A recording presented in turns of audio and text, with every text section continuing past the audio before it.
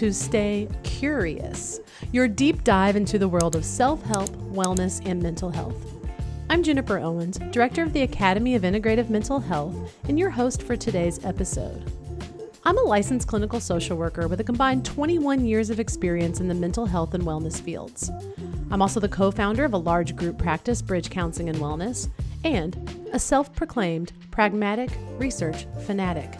And I am here to guide you through the confusing and sometimes messy labyrinth of one-size-fits-all practices, cure-alls, and bogus promises. Today, we're unraveling the law of attraction, a concept that's not just a buzzword, but a belief system with deep roots and wide-reaching influence. Like, if I had $1 for every time I've heard the word manifest, I could retire comfortably today. As mental health professionals, we're continuously threading the needle between skepticism and open-mindedness. And here we're going to critically dissect popular methods and their ethical implications in mental health. Before we dive into today's topic, it's important to clarify our approach, especially for those who might feel uneasy or even possibly defensive as we critically examine these popular self-help methods. Let's be clear. Our discussion isn't about labeling anything or everything as negative or harmful. In the realms of psychology, self-help, and even pseudoscience, there are elements of truth and practices that can be genuinely helpful. My perspective today is that of a mental health professional. I'm not here as a friend sharing casual opinions, even though I do get on my soapbox at times, but as a teacher and a therapist guided by professional standards and ethics. A key point I stress in my professional role is the importance of discerning the hat that we wear. Our personal beliefs or influences from family and cultural backgrounds must not dictate our professional judgments. In our role as mental health professionals, we adhere to specific professional guidelines. In my case, when I'm wearing my clinical social worker hat, I operate under the principles of social and ecological perspectives, aligning with the National Association of Social Workers' ethical guidelines. Our discussion aims to critically evaluate these self-help trends, acknowledging their potential benefits while also scrutinizing any drawbacks.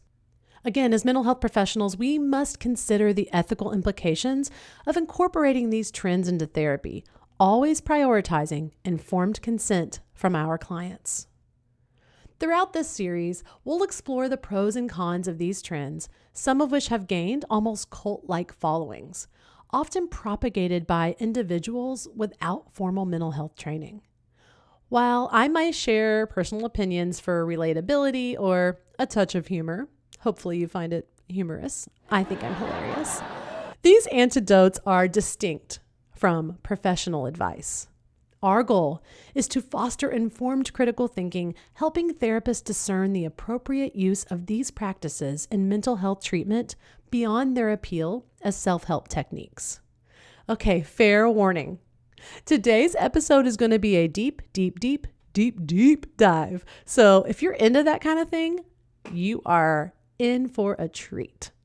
If not, just please skip to whatever section you find most relevant or interesting. I promise I will not have my feelings hurt. Not everybody wants to dive into a rabbit hole only just to dive deeper into another and another. But if you do, I got your back the entire spiral down and then all the way back up to our conclusion. So we're going to kick things off with the law of attraction's origin in the 19th century New Thought movement and its progression into modern New Age spiritualism. Then we're going to dive into The Secret, the key text and movie popularizing law of attraction and its influences, like the Wallace Wattles book. We'll scrutinize its grandiose claims and its proponents. Through this conversation, we're going to explore many of the science claims that are made in The Secret and by other LOA proponents. I'm going to try my hardest not to bore you with physics lessons and keep it as simple as I can to avoid lulling you to sleep. Unless you need a nap, and then by all means, please use this section as a sleep story. Next, we'll explore Law of Attraction's teachings and compare them with evidence-based approaches like positive psychology and CBT. Lastly, we're going to critically assess the potentially harmful implications of the Law of Attraction, which include things like victim blaming, the danger of ignoring tangible problems in favor of magical thinking, fostering unrealistic expectations, and the potential for financial exploitation. Finally, we're going to sum up our exploration. While Law of Attraction has some beneficial aspects, it's important to be aware of its limitations and potential harms. Last thing to add to this world's longest intro, I'll be providing links to my references for this episode per usual. However, finding academic and scholarly resources for Law of Attraction proved to be challenging, which makes sense because it's not an evidence-based practice. So I've made an effort to incorporate a range of sources with a preference for credible, preferably peer-reviewed ones. So I did the best I could. I promise. And without further ado,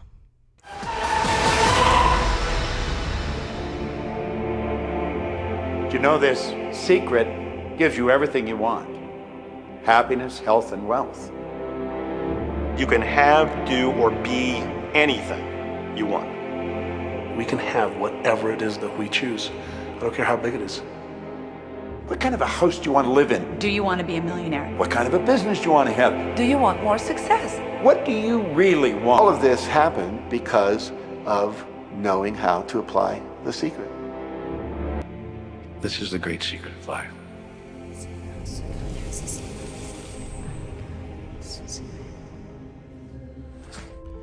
so what is this secret, this magic elixir of life that can bring you anything and everything you've ever wanted and desired, but for some reason you never knew about this until a random TV producer from Australia read another random book from the 1900s, and within that book she discovered this magic missing link, this secret that only she was able to decipher. And then she found out that other people also knew about the secret, but for some reason they hadn't brought it to the public until now, and until this movie and book.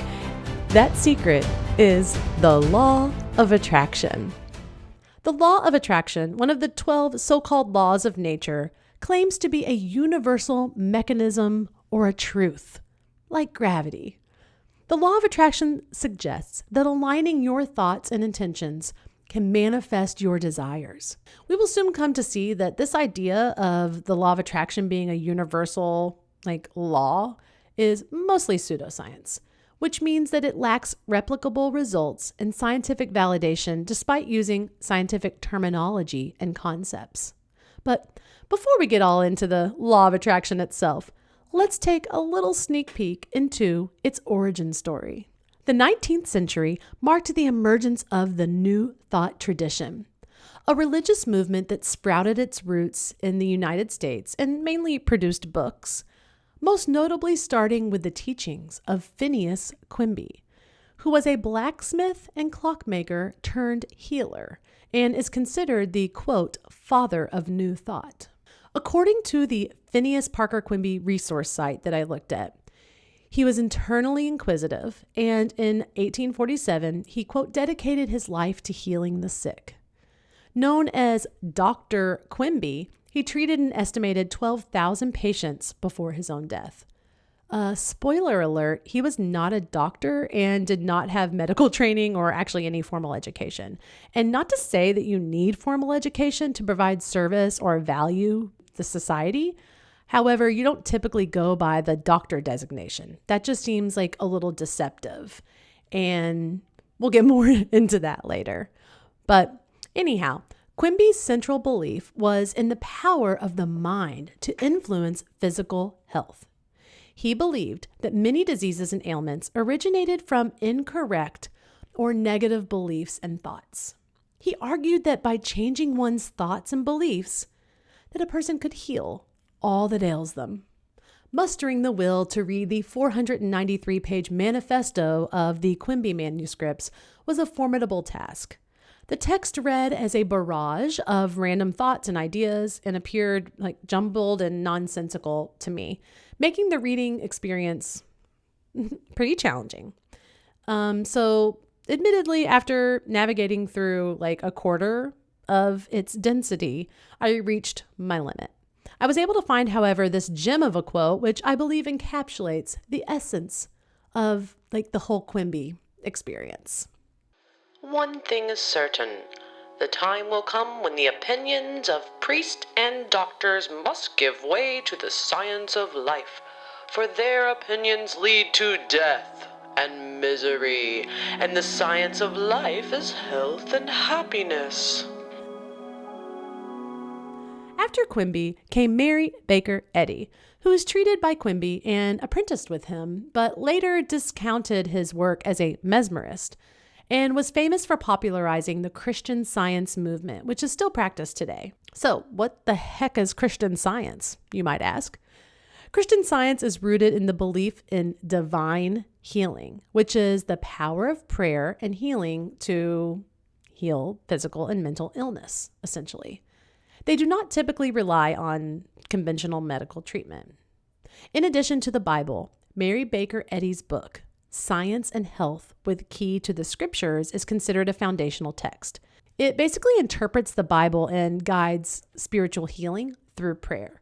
Now you can see the thread that is starting to form between Quimby and Mary Baker Eddy. They're both about healing, and they're both about doctors and scientists being like quacks or wrong, and that they can't do anything for you, that it's all in your mind.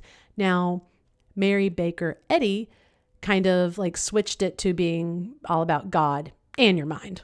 A 2019 Guardian article highlighted a poignant case linked to Christian Science. In this article, a woman painfully recounted her father's agonizing death, attributed to the church's stance against conventional medicine. Eddy's teachings were really quite simple. She viewed disease as an illusion, a product of the material world, which she considered a mere waking dream. According to Eddy, true enlightenment or understanding of the truth could lead to instant healing. So for her, the truth, capital, was often interspersed with using capital life, capital love, and spirit as synonyms for God, emphasizing their overarching significance in her philosophy.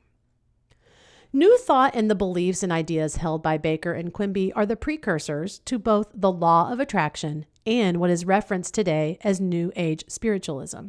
New Age refers to a diverse and loosely defined spiritual and metaphysical movement that emerged in the latter half of the 20th century.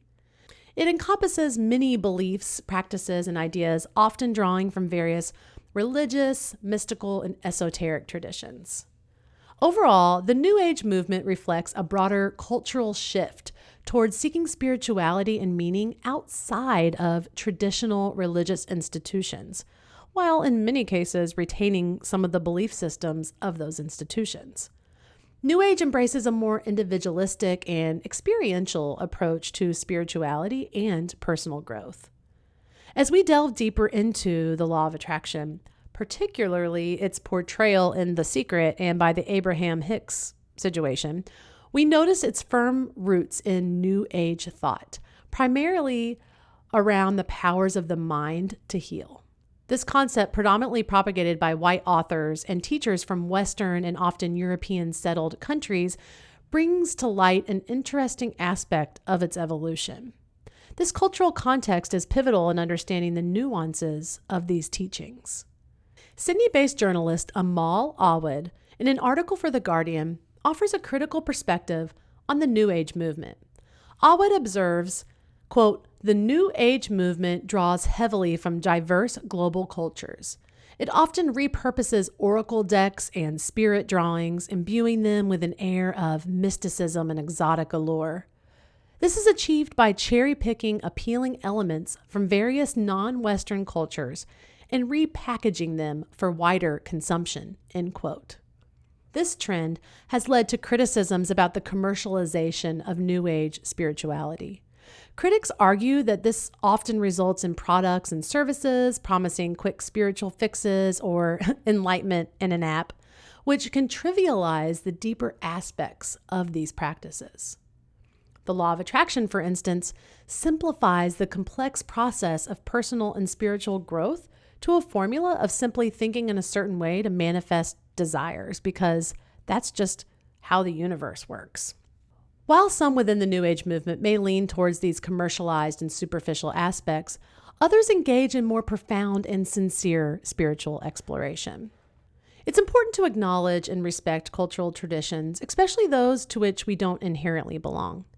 This respect involves understanding the fine line between cultural appropriation and appreciation. To further explore this topic, I will link an article from the University of British Columbia, and I think it's pretty good. The law of attraction was reintroduced into popular culture by The Secret, a 2006 self-help book by Rhonda Byrne, based on the earlier film of the same name that she had produced. The book has sold 30 million copies worldwide and has been translated into 50 languages, and has become the longest-running best-selling book of the century, making Rhonda Byrne's around $100 million. Rhonda Byrne's The Secret drew significant inspiration from Wallace Wattles' 1910 book, The Science of Getting Rich. This influence came into Byrne's life through her daughter during a period of personal trauma in 2004. It's noteworthy to mention that Byrne, despite making these claims, does not have a formal background in science, psychology, or even theology. She is in the entertainment business. This context sets the stage for our discussion on the scientific validity of the claims presented in her book. But before we talk about The Secret, I want to touch on the Wattles book briefly, The Science of Getting Rich, as it inspired Rhonda to write The Secret after all. So, can I just take a moment here and let's just look at the title, The Science of Getting Rich. Okay, the word science seems a little misleading. Also, what does rich mean? How rich? Inquiring minds do actually want to know. In the book, Wattles suggests that to grow rich is to fulfill your potential, that opportunity is infinite, and that there are abundant riches in the world available to you. He says to guard your thoughts from negativity because the energy of the thought creates the very things you think. So negative thinking gets you negative things. These beliefs are heavily repackaged in The Secret and other law of attraction teachings, such as the idea of infinite abundance, or that anyone and everyone can be rich. Whenever I hear a ridiculous claim like this, just the famous phrase of the character Dwight from The Office just plays very loudly in my head. False. So, this leads us to my first soapbox of the episode.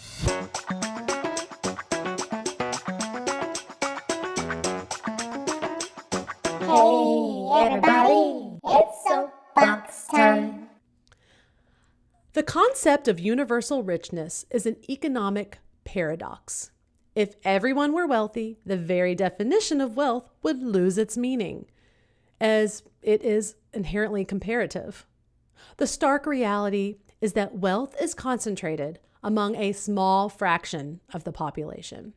Oxfam International reports that since 2020, the top 1% has accumulated nearly 2/3 of all new wealth, a staggering sum compared to the rest of the world's population. Okay, to put this into perspective, for every dollar of new global wealth earned by someone in the bottom 90%, a billionaire earns approximately 1.7 million.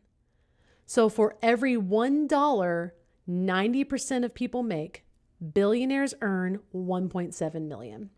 This concentration of wealth is profound. As of 2010, 388 individuals, let me say that again, 388 individuals owned as much wealth as the lower half of the global population, which is about 3.5 billion people. This disparity is highlighted by comparisons like Elon Musk's relatively low, quote, true tax rate of about 3% versus the significantly higher tax burden on individuals with far less income. For example, like a flower vendor in Uganda who makes about $80 a month and pays a tax rate of 40%. This inequality challenges the notion presented in The Secret and similar works that abundance, and in particular financial abundance, is limitless. The reality is that wealth distribution is deeply unequal, with significant racial disparities. For example, the chances of becoming a millionaire vary drastically by race and education. So if we know that the reality is that abundance is not infinite, and if by abundance you mean wealth, and if by wealth you mean financial, that dollar bill, y'all, and 100% that is what this book claims, as well as its predecessors. Indeed, this concept speaks to a real desire of many people. Some 44% of U.S. adults believe they have the available tools to become billionaires. So writers and entertainers like Burns appeal to the real needs and desires of many people, yet serve them empty promises and invalidated claims. Others use this concept to validate their own wealth accumulation.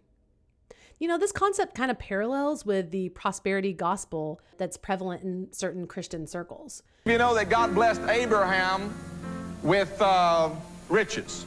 Amen. Blessed him with silver and gold. How many of you like silver and gold? Amen. Those of you that don't, you're in the wrong church. Which equates wealth with virtue and divine favor. It suggests that poverty or illness results from a lack of faith, framing financial and physical well-being as a matter of belief, rather than a complex interplay of social, economic, and health factors. Okay, I need to calm down. This stuff gets me fired up. I think I've made my argument that the infinite abundance claims are False.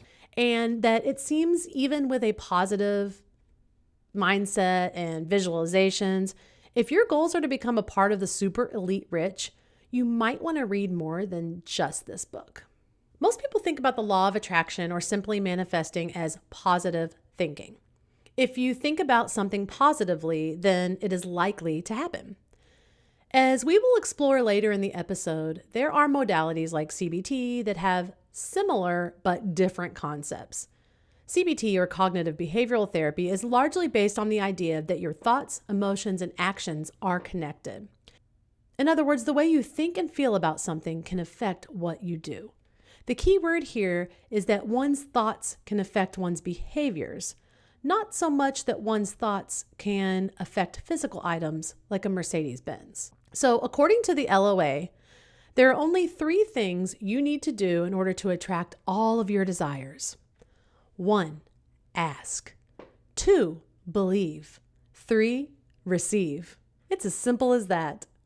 Under the law of attraction, the complete order of the universe is determined, including everything that comes into your life and everything that you experience.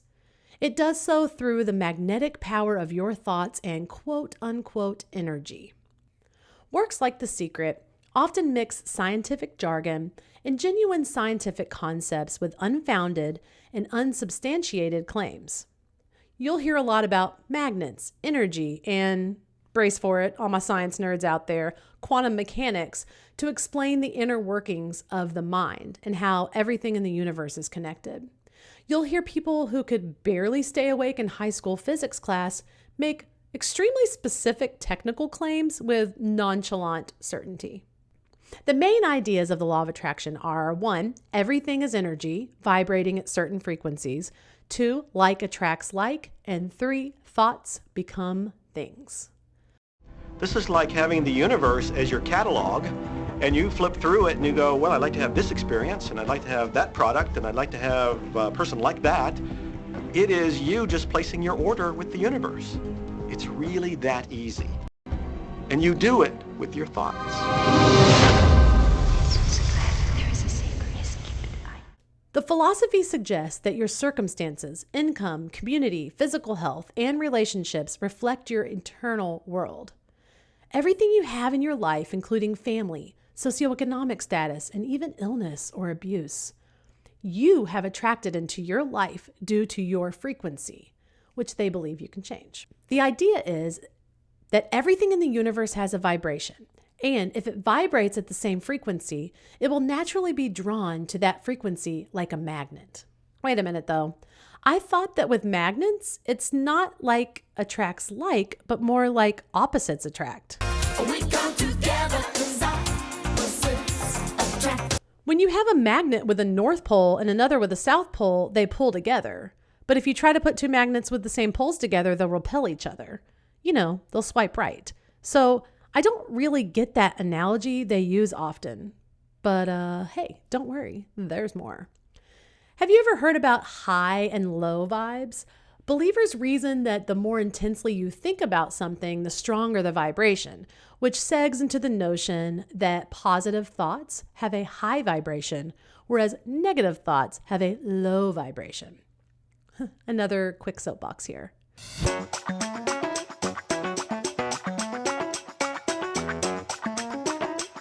Hey, everybody, it's soapbox time.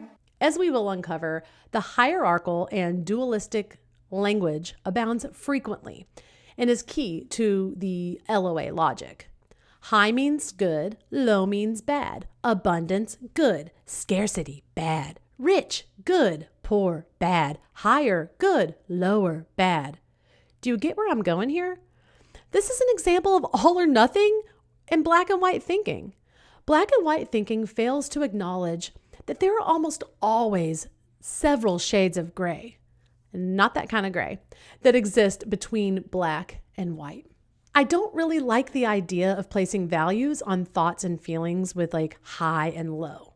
This could potentially discourage speaking out against an unfair policy or even questioning the ethics of war. There's so many implications here, but we need to move on. I'm going again into another rant. Let's focus on the core principles of the law of attraction, the like attracts like concept. This foundational idea posits that similar entities, by virtue of their likeness, naturally gravitate toward each other. This principle underpins all other theories and practices associated with the law of attraction. The concept extends to suggest that every thought emits a specific vibration, paralleling every other entity in the universe, be it tangible objects like shoes or even abstract concepts like finding your perfect match. According to this belief, if you can tune your thoughts to resonate at the same frequency as, say, a mansion depicted on your vision board, this alignment of vibrations will inevitably draw that mansion into your reality. In essence, it implies that the universe functions as a grand fulfillment service, responding to your desires as long as your thoughts are in perfect vibrational harmony with your wants or goals. This underlying premise of the law of attraction allows for a sweeping explanation and potential manifestation of virtually anything and everything. It proposes a universe where the power of thought, when perfectly aligned, can manifest any desire or object into existence. Wow. All I have to do is to believe, ask, and receive, and I can get whatever I want and fix whatever is wrong in my life? Who knew that it was all within my power this whole time? Imagine standing in front of a group of terminally ill individuals saying, well, you know, like attracts like. You must have been vibrating on the same frequency as illness. It's akin to telling them that it's their fault for thinking, quote, sick thoughts. That's not just scientifically absurd. It's freaking insensitive, at the very least. So what does the law of attraction say about illness? The general talking points in these circles are that dis-ease is a disturbance of our natural vibrational patterns. And when that disturbance continues unchecked over time, it causes what we know as disease or sickness. So to understand this more, let's hear from an LOA teacher from vibeshifting.com. Quote, illnesses were the universe's way of trying to get my attention and make me realize how much my alignment with who I really am was warped. Maybe it was the universe desperately trying to tell me that I needed to change something and fix that alignment issue ASAP. End quote. So enter in Louise Hay, a old school law of attraction guru. She basically is synonymous with affirmations, and she started the Hay House, which continues to publish books, audio programs, online courses, etc. Wrote in her book, You Can Heal Your Life, declaring all illness, however mild or severe, is an indicator of your emotional state caused by your thoughts and focus. According to her book, do you have allergies? Well, you're denying your own power. Arthritis? Feeling unloved, criticism, resentment. Blisters, you say? Well, that's because you're resistant and you lack emotional protection. Canker sores? Festering words held back by the lips. Cerebral palsy? Oh, that's because you just need to unite the family in an action of love. That's what causes cerebral palsy. I cannot with this.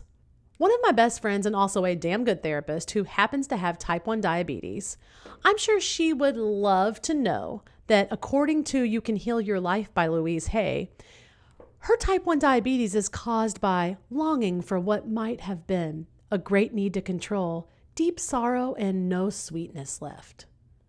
See what she did there? No sweetness left because in type 1 diabetes, the ability to regulate blood sugar is impaired? That's kind of lame. So in order for a person to cure their illness, they must attract what they want, which is perfect health. Coincidentally, the universe is perfect health. By asking for it, believing in it, and receiving it. As Byrne writes, quote, imperfect thoughts are the cause of all humanity's ills, including disease, poverty, and unhappiness, end quote. That is a hell of a claim and a quote. I'm sorry, I'm going to read that one more time. She says, imperfect thoughts are the cause of all humanity's ills, including disease, poverty, and unhappiness. Woof! Well, you have figured out the secret. Yes, according to The Secret, people don't just randomly end up being massacred, for example. They're just in the wrong place because of their own lousy thinking. Or let's hear from another LOA teacher who we're going to get really deep into, Esther Hicks.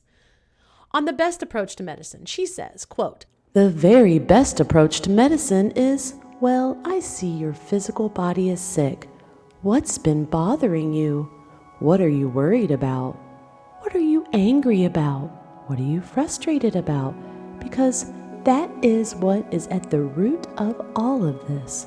And then say, let it go, let it go, let it go. That's the message. And if they could hear you and do that, then they would all be well right away. And that's actually a quote from Abraham from a workshop in Ashland, Oregon in 2000. Cancer and other ill patients have long been victims of this school of belief. But The Secret takes it to a new and more repulsive, in my opinion, level with its advice not just to blame people for their illnesses, but to shun them, lest you start being infected by their sick thoughts too.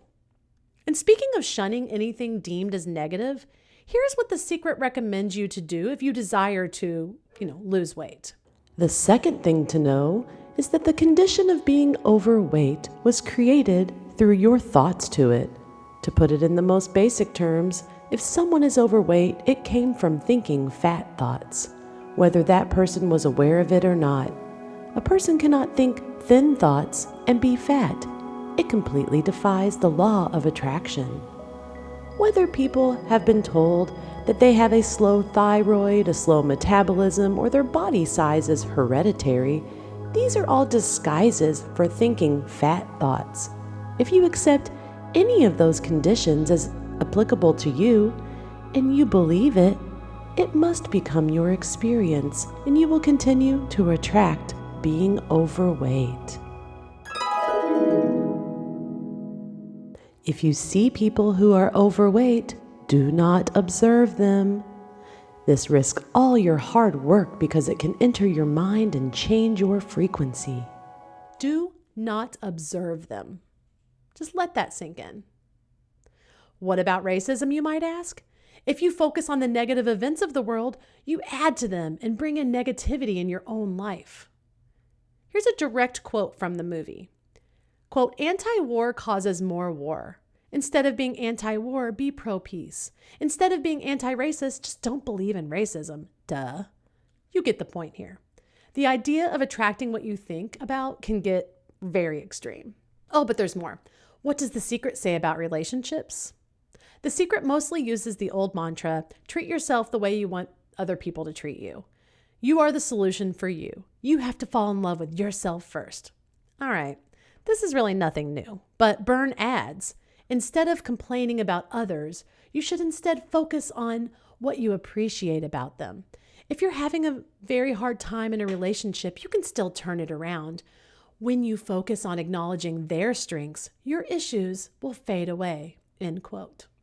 Another rule of the law of attraction, the world is abundant with joy, peace, and love. Do not allow scarcity thinking into your life.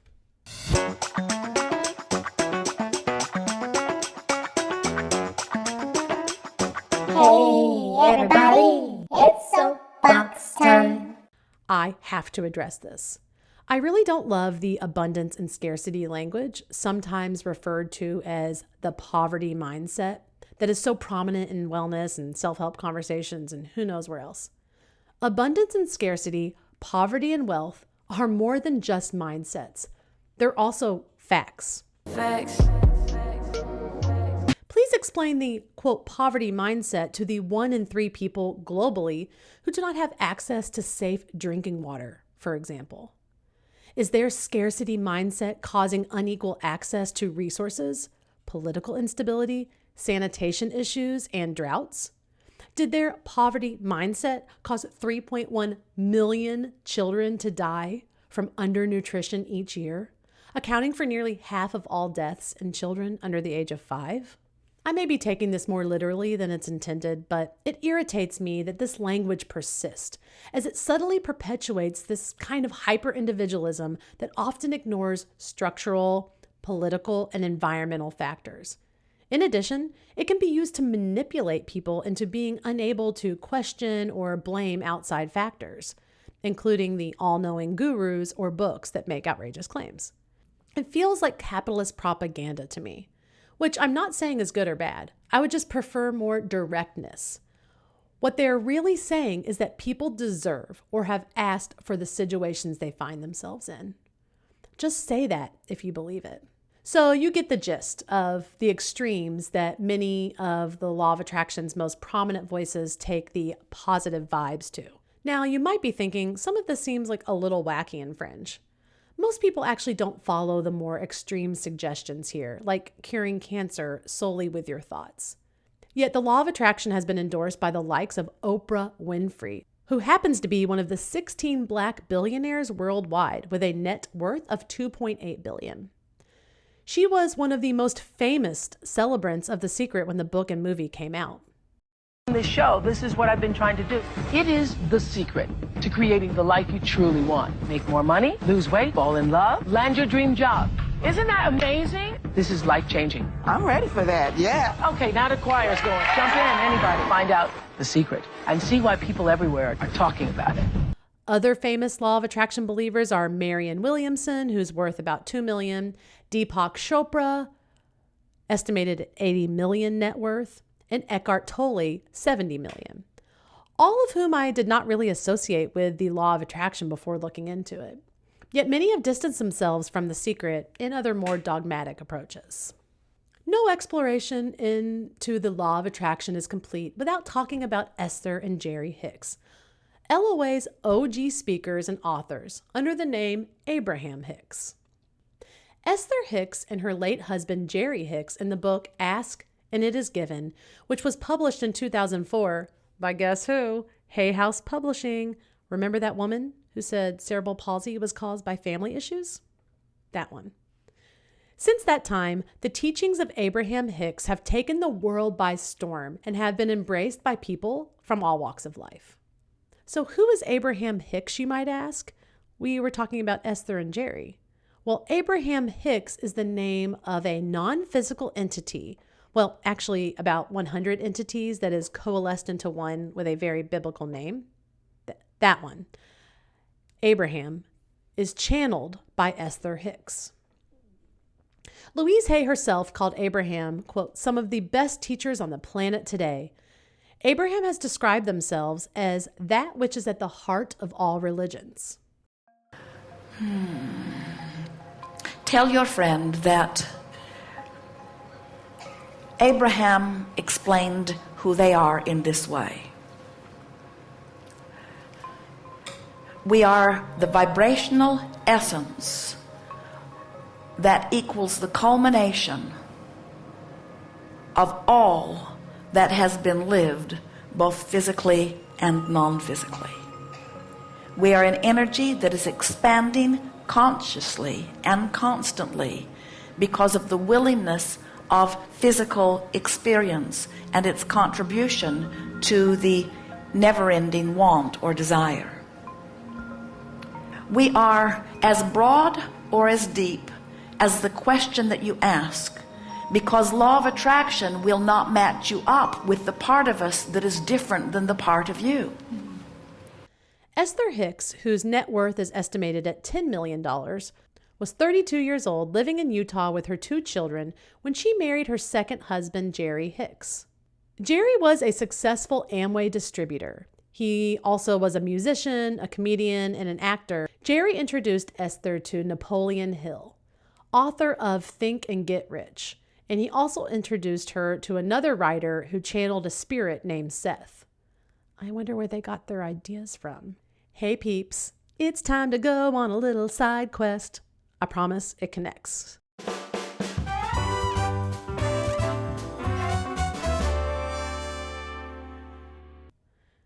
Who doesn't love a good side quest? The fact that Jerry was an Amway distributor plays a significant role in the way the couple runs their business around the teachings of Abraham's, in my opinion.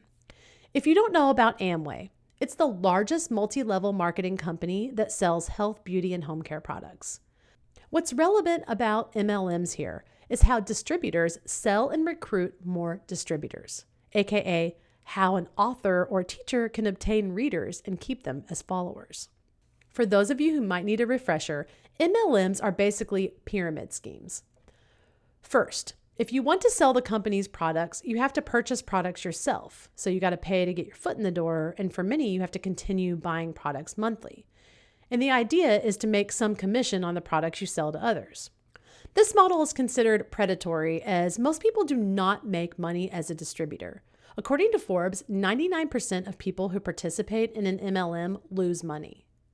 The real bread and butter of MLMs, though, is the recruitment tactics of distributors, which is called a downline, and you can receive a commission from all of their sales. The more distributors you recruit, the higher up the pyramid you get. You guessed it, the shape of a pyramid means that only a few can be at the top and make a real income. Wait a minute. Remember how we discussed earlier? Global wealth distribution? Sounds like a pyramid scheme. Boo! The predatory nature of this is the tactics used to recruit new distributors, and to some extent the sales tactics of distributors, often making false claims about the product, like that a doTERRA oil can protect against COVID. But that's nothing really new in marketing and sales. There are many questionable sales tactics employed in order to recruit and keep the distributors in your downline. The relentless positivity and hustle culture means that when you raise questions or concerns, you're dismissed as being negative, and that's why you're not making money. It couldn't possibly be that the literal model of MLMs is that most people will not make money and the profit goes straight to the top. Sometimes they recommend that you cut ties with friends and family members who are not believers or supportive of your journey, so you won't be dragged down by their negativity. Sounds a little cultish, huh? Lastly, once you join an MLM, you most likely will be barraged with boundary-pushing behavior, like being told that a no is never a no, it's just a no right now, or being taught to ignore your own inner discomfort, because remember, being uncomfortable is a growth opportunity, not a potential clue that something could be wrong. In my opinion, there seem to be some parallels here. Indeed, many MLM leaders use the law of attraction principles to motivate their downline to work harder, have unwavering belief, and most of all, do not question, lest your negativity ruin your chances at being successful and costing your upline. To learn more about that, check out this episode on the recovering Hun bot It's a really cool podcast on MLMs, but this particular episode talks about the law of attraction and how it's used in MLMs and cults as tactics to keep people hooked. I really liked this episode. I wonder to what extent the role of Jerry being around the top of the pyramid of one of the largest MLMs, Amway, played in the development of the Abraham Hicks empire. I'm just curious. Now we're back on the main path. So what exactly are the teachings of Esther Hicks via Abraham? Firstly, I'm not about to say that channeling is not real to many people. It's not my job, really, to decide what spiritual and religious beliefs people can follow. However, it is a strategy that is often used by cult leaders, abusers, and grifters to claim a level of divinity, being tapped into the all-knowing universe, and that to question them is to question God, essentially. Or to speak as another entity could be interpreted as, don't believe or blame me, believe this ethereal being who is beyond human knowledge. It just contributes to an overall upping the ante, validation, or relevancy of what is being said by that individual. And I'm not saying that's what Esther Hicks is doing necessarily, but it has been evidenced in many other instances. One of the most notable examples is the infamous Jim Jones, leader of the People's Temple cult. He claimed to be a divine figure and manipulated his followers into believing his divine authority. This manipulation ultimately led to the tragic Jonestown Massacre in 1978, where over 900 people died. This is an extreme example, but the concept could be similar. I'm going to share a quote by journalist and cult expert B. Schofield. Quick disclaimer. You can look more into this journalist, as there is some controversy around their work and representation of their accolades, but I think they have more than adequate knowledge as a cult reporter to weigh in on this subject matter. So, quote from Schofield. New Age guru Abraham Hicks has made many shocking and disturbing statements about rape, slavery, 9/11 victims, and Holocaust deaths. She claims less than 1% of rapes are true violations, and the rest are attractions. Hicks believes slavery was the beginning of a journey that was better and part of an overall improvement in humanity.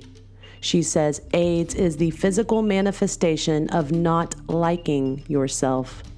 Hicks and others like Rhonda Byrne have taken a partial truth and turned it into a religious absolutist system known as the law of attraction and made millions in the process. The teaching is harmful and a form of spiritual bypassing. In addition, Esther Hicks claims that humans didn't evolve from apes, but were a whole new idea. Also that humans were on the earth during the time of the dinos. Here's a couple direct quotes coming from Esther/Abraham. Anything you imagine is yours to be or to do or have. People are in their bodies because they choose to be. The universe adores you, for it knows your broadest intentions. Now that we've covered the basics of The Secret and looked at some of the major players, let's talk about the so-called science that is used to prove, aka sell, the idea of law of attraction.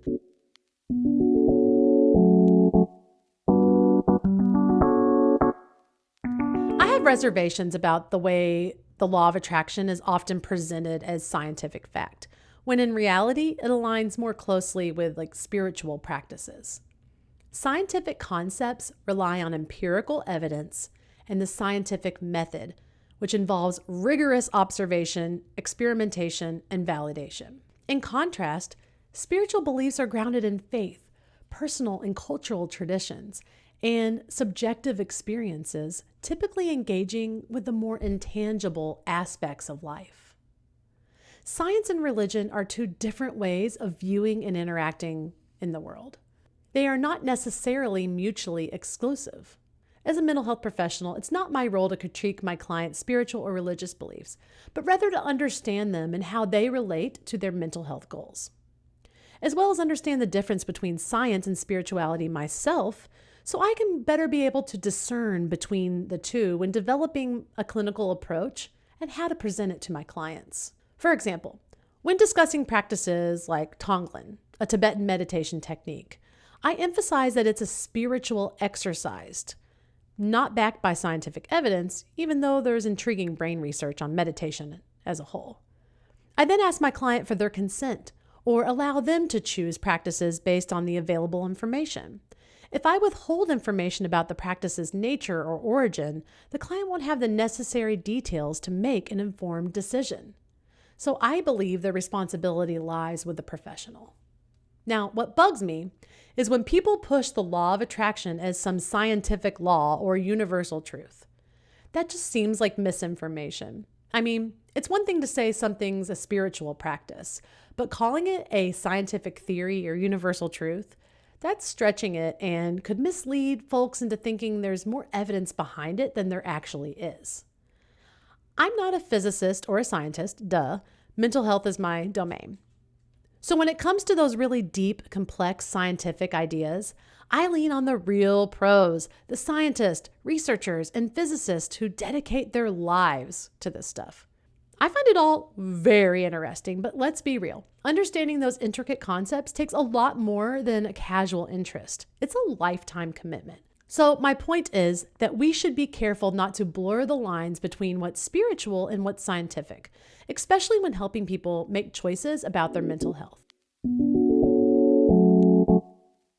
I found this quote from author Stephen Rarillo, creator of Zen Tools, and it sums up all of the LOA science claims. Quote, "It's a lie because it's a partial truth masquerading as an absolute truth," end quote. Let's talk about some of those partial truths.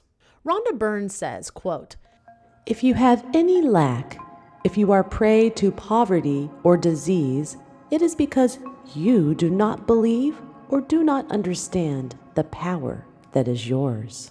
Another quote, "You cannot catch anything unless you think you can.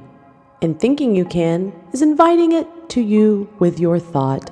You are also inviting illness if you are listening to people talking about their illness.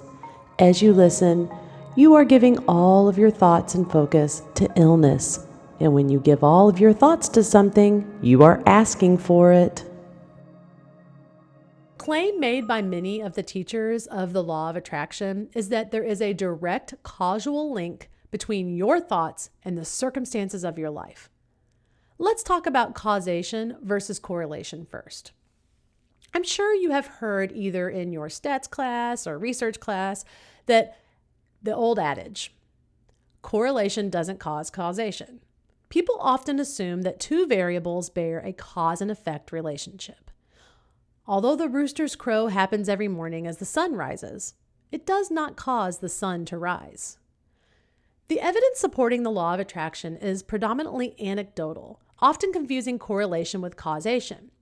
Take, for example, a story, which this is an actual direct example used in The Secret, where a child with a rare cancer is miraculously healed, attributed to their parents aligning with their thoughts and perfect healing.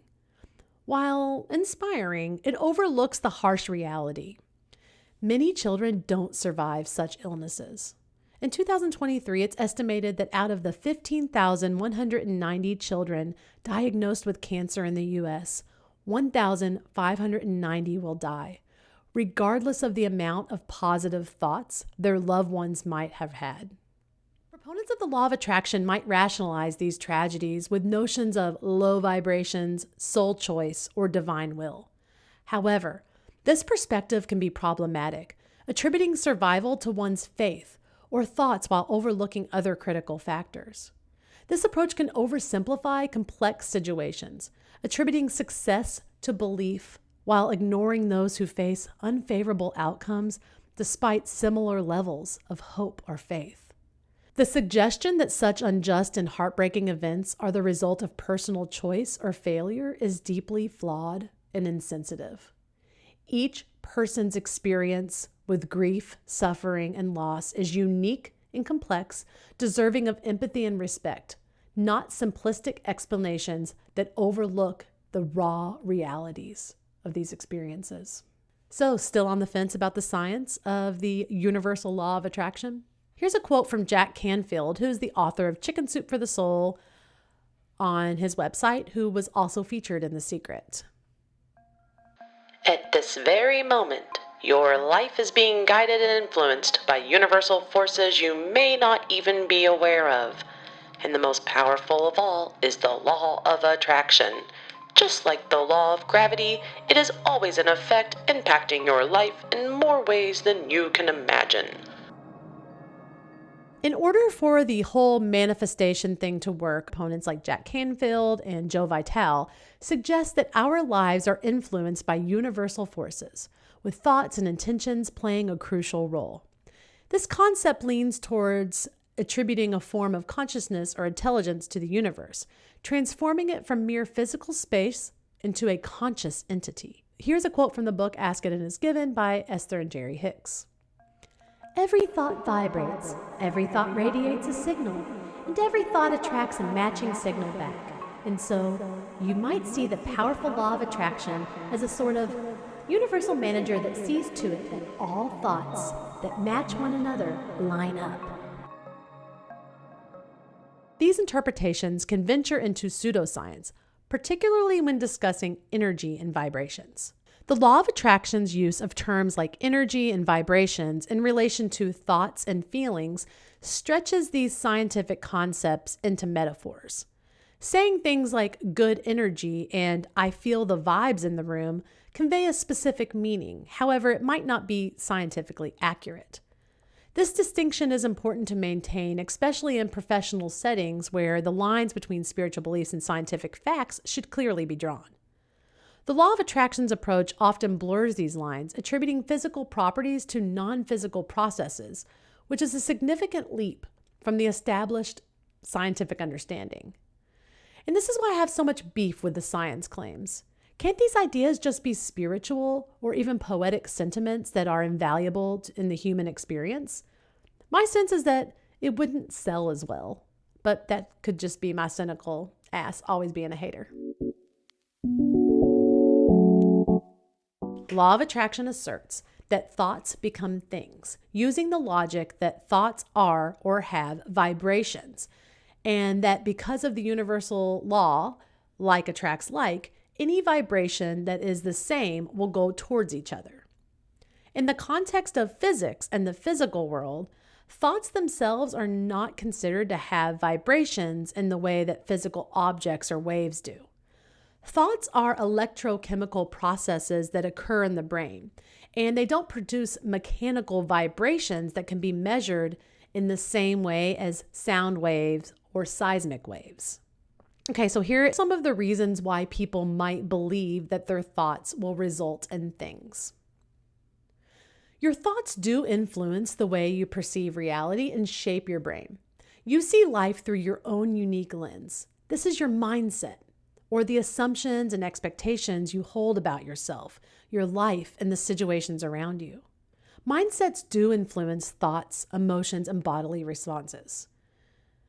Some studies have shown increased awareness of physical activity yielded health benefits like weight loss and lower blood pressure. Another study found that mindset played a bigger role in feeling full than the nutritional content of food. Another 2012 study explored the link between stress perception, health, and mortality. High stress levels increased the risk of death, but only for those who believed stress was harmful. A helpful mindset about stress, as explained by Kelly McGonigal, can change how we interpret physiological stress responses, viewing them as preparations to overcome challenges rather than signs of trouble. Yes, your mind has a powerful effect on how you see the world and influences both your behavior and mood, which could impact your interpersonal relationships and decisions and even physical objects that you attain, like making a cup of coffee, for example. Here's an interview that I did with a very cool, very hip, and very fun to talk to employee at a metaphysical bookshop. His name is Matt. Sitting around thinking about whether you're going to win the lottery is not going to win you the lottery. It doesn't matter how much you believe in spirituality or manifestation. It is predatory to sell a product that is telling you that with this product, you too can live this amazing, opulent life. Right. If you're not doing that for yourself through your practices or what have you, I mean, I guess it gets down to like just what does manifestation mean to you? Personally define it instead of having it defined for you. For example, I woke up this morning, I wanted some coffee, so I made some coffee. I manifested that coffee. Like, you know, and it can be as simple as that instead of it being like, so I was like communing with the universe and I knew that I was supposed to get some quartz today. I manifested this. Yes. Like, get real, Beth Ann. Yes. Like, that's not how manifestation. I'm a chaos magician. That's at least sort of the spirituality that I ascribe to, and manifestation to me is like, I used the coffee example jokingly, but to me making a cup of coffee is a magical act. It's a anytime that you exert your will over reality and make a thing happen, you have cast a spell, you have done a thing, you have manifested a whatever, you know? So it doesn't have to be this like, I think that manifestation is actually a personal thing that is more responsive to internal divinity rather than like, and that isn't to say that, or to belittle folks that have an external divinity that they utilize to find inner strength and make things happen. But like, prayer as a tool for manifestation lends credence to that old chestnut of expectations are future resentments. So fuck around and find out with that, I guess. Right, exactly. You know, like if that's what you're into, if you like being perpetually upset, watch The Secret. What your mind cannot do is create vibrations that will match and attract a car, a private jet, a war, or being abused as a child. People often mention that when they fully embrace themselves and become more confident, they tend to meet others who share similar characteristics. This concept aligns with the idea that like attracts like. It's logical that individuals with whom you connect are likely to have similar interests and often similar beliefs. On the flip side, when someone adopts a conspiracy theory belief, they tend to interact with others who hold the same belief, and they start noticing what they perceive as more evidence for the conspiracy as they did before. This is called confirmation bias. Confirmation bias, a phrase coined by English psychologist Peter Watson, is the tendency of people to favor information that confirms or strengthens their beliefs or values, as it is difficult to dislodge once affirmed. Another cognitive bias that comes into play here is motivated reasoning. It's when you start with a belief and look for evidence to support it.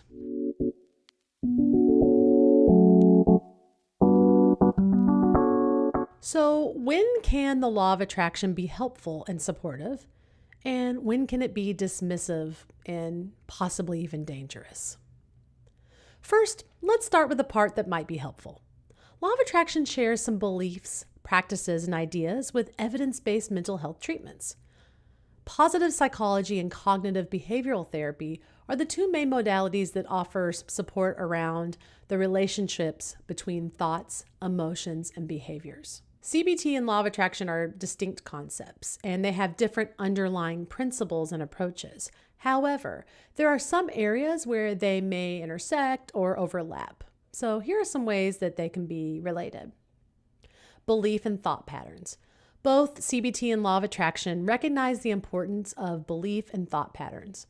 In CBT, individuals learn to identify and challenge unhelpful, I like to avoid using language like negative or positive when I can, or irrational thoughts and replace them with more helpful and rational ones. Similarly, the law of attraction emphasizes the power of positive thinking and belief in attracting desired outcomes. CBT does not, however, theorize that thinking about something will make it happen. Rather, the thoughts you have are likely to affect your feelings, thoughts, and behaviors. They also both use visualization. Visualization is a technique used in both CBT and law of attraction. In CBT, it can be employed to reduce anxiety or prepare for challenging situations. In the law of attraction, visualization, however, is a central practice where individuals imagine themselves already in possession of their desired outcome to manifest them. All right, affirmations. Affirmations is like a big one. Affirmations is a little controversial, but can be super helpful for a lot of people. Affirmations are encouraging statements used to challenge like maybe harmful self-talk or to reinforce desired beliefs. And they are both used in CBT and law of attraction. In CBT, they can be part of cognitive restructuring, while in the law of attraction, they're used to reinforce positive beliefs about attracting what one desires. Okay, really quick, one of my colleagues directed my attention to something her clients were really into, which is basically the subliminal affirmations, which totally feels like a throwback to the 80s self-help cassette tapes my mom had me listen to, which were all like subliminal tapes about me loving my body or something like that. So these subliminal affirmations use things like, I am confident, money comes to me easily, or I'm surrounded in abundance, and then like hide them in ambient music, supposedly. Subliminal messaging is a source of debate in the field of psychology. To date, research on subliminal messages has not provided strong evidence for their effectiveness, and their impact, if any, appears to be limited. On the other hand, affirmations have actually shown some potential benefits in terms of improving self-esteem and mindset, but their effectiveness may vary among individuals. There is no proof other than anecdotes rife with cognitive biases that support the idea that the affirmation can manifest material objects. It's more likely that affirmations can support mood, as previously noted, which can affect behavior changes. Now let's move on to behavior change. CBT focuses on changing behaviors through a structured process of identifying and modifying thoughts and beliefs that contribute to unhelpful behaviors. The law of attraction emphasizes that changing one's thoughts and beliefs will naturally lead to changes in behavior and consequently outcomes. It's important to note that while there are these intersections, CBT is rooted in evidence-based psychology and has a rigorous therapeutic framework. At the same time, the law of attraction is a self-help philosophy and lacks kind of some of that lacks all empirical scientific support. The law of attraction and positive psychology both focus on aspects of personal development and well-being, but they have different foundations and approaches. Here are some intersections between the two concepts. Okay, again, like I said, I don't like using the words positive and negative when describing emotions. However, the word positive is literally in positive psychology, so I'm just going to use the language that's used in the modality. So both law of attraction and positive psychology emphasize the importance of maintaining a positive mindset. Positive psychology suggests that cultivating a positive thoughts and emotions can lead to improved overall well-being. And LOA, as described by The Secret and Hicks, suggests that positive thinking will bring positive things to you. Resilience. Both concepts acknowledge the importance of resilience. Positive psychology focuses on building resilience as a way to cope with life's challenges, while the law of attraction suggests that maintaining a positive and resilient mindset can attract more positive outcomes. I'd like to add here that resilience in the face of suffering is different than adopting a toxic positive mindset that you can only feel, think, and be in positive vibrations at all time. Gratitude is also a central theme in both positive psychology and LOA. Expressing gratitude for what one has is believed to enhance well-being and attract more positive experiences in the law of attraction philosophy, while positive psychology includes gratitude as a key element of a fulfilling life. Okay, so now that we can see that there are similar threads between law of attraction and evidence-based modalities like CBT and positive psychology, I kind of want to bring up something I talked about earlier in the episode, way earlier in the episode, about the even traditional evidence-based modalities in traditional psychology with tons of evidence and research has its critiques. And I think that's important because since the law of attraction has never been studied quite like CBT or positive psychology, maybe we could gain some insights on what the potential critiques could be around using LOA as a therapeutic modality, for example. So I would like to really discuss some of the critiques of CBT and positive psychology. So, for example, in positive psychology, some experts such as L.V. Van Zyl and their colleagues argue that it may place too much emphasis on individual well-being, potentially overlooking broader social and systemic issues. This criticism suggests that the field could be more aligned with a neoliberal capitalist framework rather than genuinely promoting societal well-being. Additionally, scholars have pointed out that positive psychology and similar approaches tend to draw heavily from Western, educated, industrialized, rich, and democratic context, which is really interesting because that has an acronym and it's called WEIRD. And I've been seeing it all over the research. WEIRD stands for Western, educated, industrialized, rich, and democratic. I thought that was interesting. Dork alert. Okay, anyways. So if these psychologies are drawing heavily from the WEIRD approach, it might not accurately represent the diversity of the entire human population. In 2017, Wong and Roy conducted a study where they said that attempts to boost people's happiness and well-being through positive psychology methods often don't lead to big or lasting improvements. When researchers looked at lots of studies on this topic, they found that these methods usually only make a small difference in how people feel in the short run. And whether these effects last over a longer period of time is uncertain. Further, the same critics also point out that there's not enough solid evidence backing up some of positive psychology's claims. They worry about issues like the inability to replicate key findings, which cast doubt on this field's scientific foundation. So CBT, very popular treatment for anxiety and other disorders, isn't without its critics. Take, for example, a study by B. Mushala et al. They found that CBT might actually ramp up anxiety perception in some clients. It can also lead to work-related issues, increased exposure to criticism, and negative opinions about group therapy.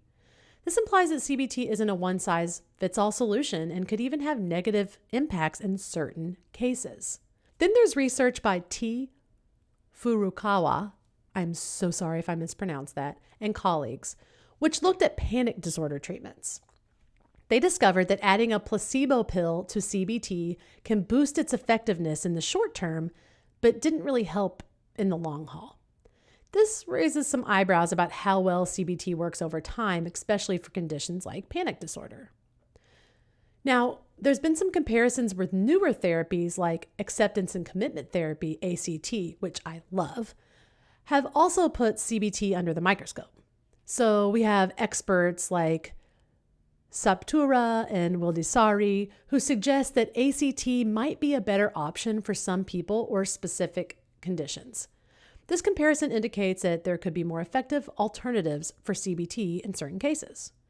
So it even goes to show you that even some of these highly evidence-based modalities still aren't a perfect fit for everyone in every situation. So if there are similarities between law of attraction and accepted modalities in traditional mental health treatments, and those treatments are not without their critiques and cautions, then it makes sense that there are components of the law of attraction that could be potentially helpful or potentially harmful to some people, just like other modalities as well. Now let's get into, finally, some of the potentially harmful aspects of the law of attraction. And the first one, and the one that I find to be the most irritating, is blaming the victim. One major criticism is that the law of attraction can lead to victim blaming. If someone believes that negative thoughts attract negative circumstances, they might blame themselves or others for bad experiences or misfortunes, ignoring other factors like systemic issues or just plain bad luck. I'm going to give an example here about blaming the victim using law of attraction beliefs. Teal Swan, a controversial spiritual teacher who was the subject of a great podcast series called The Gateway, and also the Netflix documentary Deep End, is a long-term proponent of the law of attraction. In this article, she attempts to explain how child abuse happens within the law of attraction. Her premise is that you are the cause of all that happens to you. I'm going to read to you a quote from this article.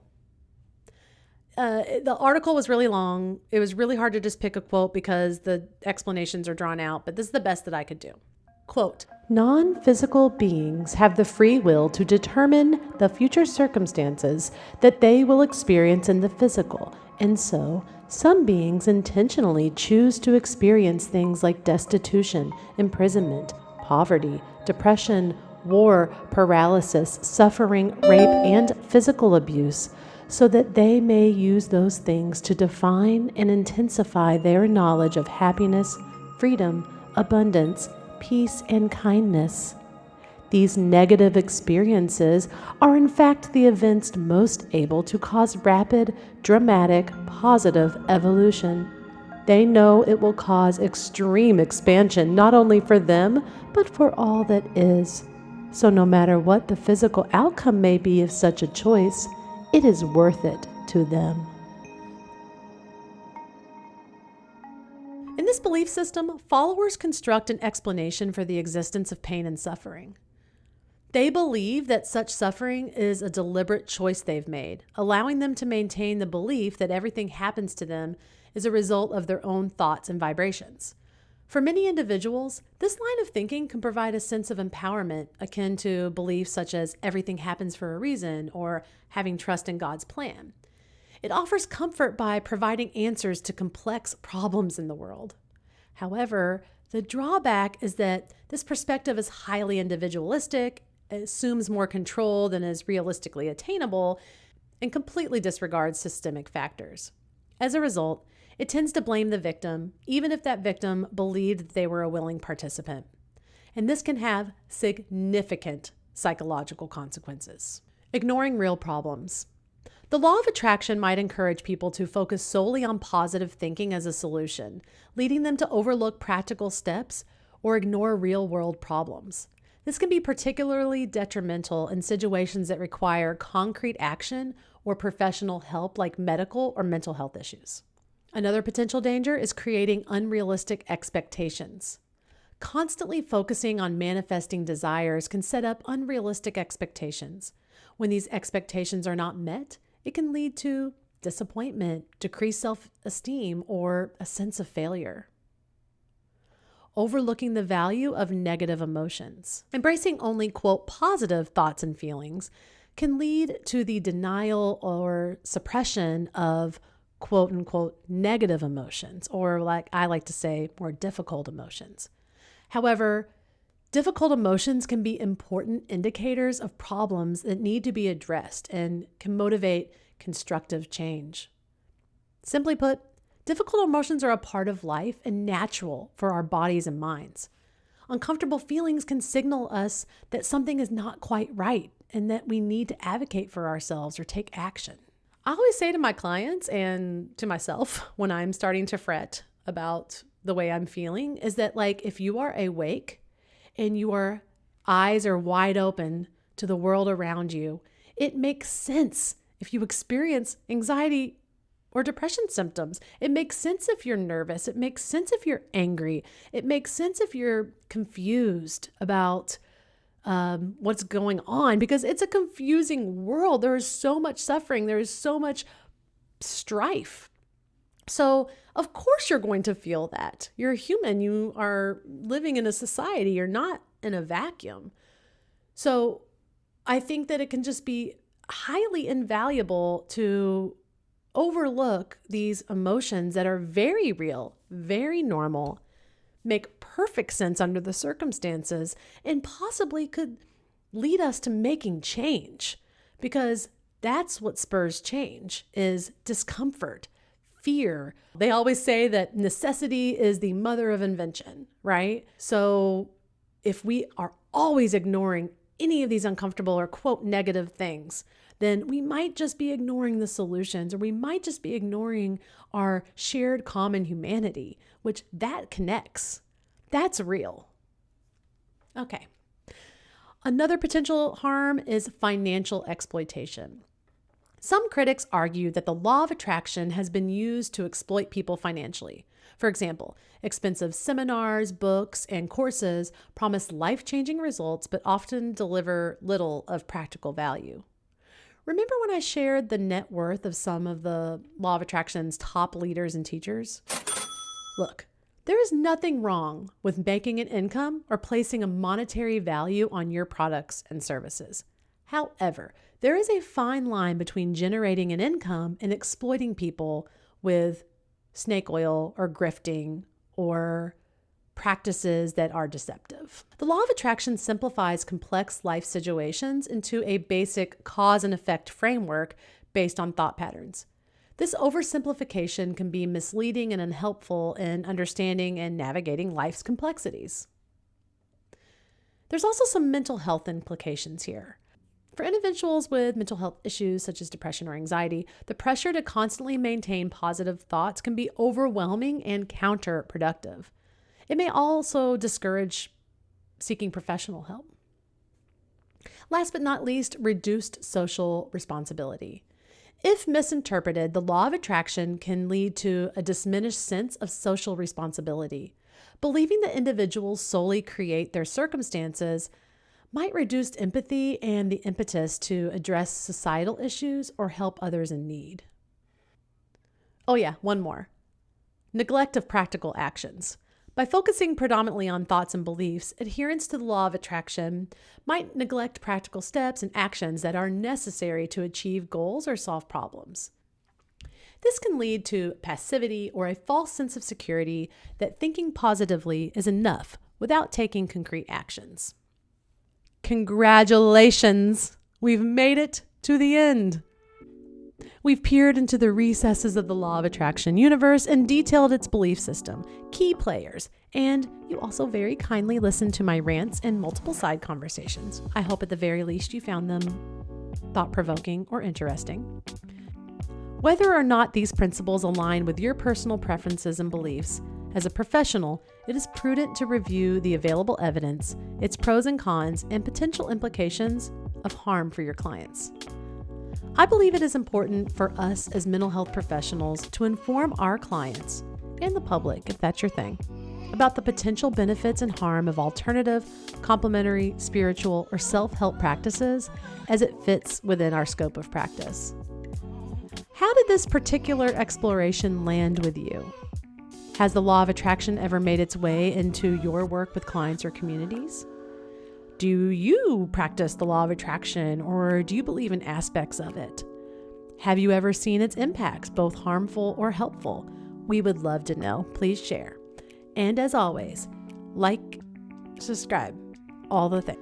I hope everyone's hanging in there, and depending on what region you are living in, it might be winter or summer, but if you are in the winter zone and you have been in your house because it's been negative 27 degrees, I feel ya. I'm there with you.